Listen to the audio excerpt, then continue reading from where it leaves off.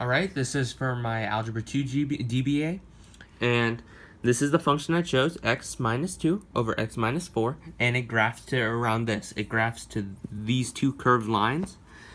Our horizontal asymptote is y equals 1, because when you take m is here, m is on the numerator, it's the exponent in the numerator, and n, the exponent in the denominator, you get they're equal. They're both equal to 1. So therefore, since we know they're equal to 1, we divide a over b. A in the numerator, a's in the numerator, and b's in the denominator.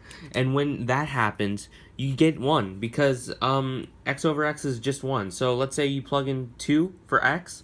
2 over 2 is 1. Negative 2 over negative 2 is 1. Y is 1. I'm not sure if I said x earlier. If I did, I'm sorry. It's y that is equivalent to 1. So that's marked in green, as indicated right there. In our vertical asymptote, we find this differently by finding when the denominator is 0. So the denominator is 0 at 4, because 4 minus 4 is 0. And it's marked in purple. The vertical asymptote is marked in purple, as seen. And for our x-intercept, it's x equals 2, or just when it's 2, and it's marked in blue as shown. And so points of discontinuity on this graph, essentially there are no points of discontinuity, and I'll explain why.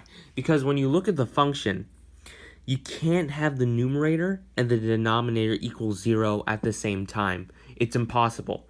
So therefore, there are no holes in this graph.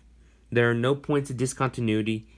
You can't find any points of discontinuity on this graph because at no point can the function equal 0 over 0. But let's say there were a point of discontinuity. Well, if it were a hole, that would be fine because holes are removable. Asymptotes are not, though. So you can't remove any of these asymptotes. Those are unremovable. And essentially, that's just a rule you follow when graphing. And when graphing these equations and finding asymptotes and all that.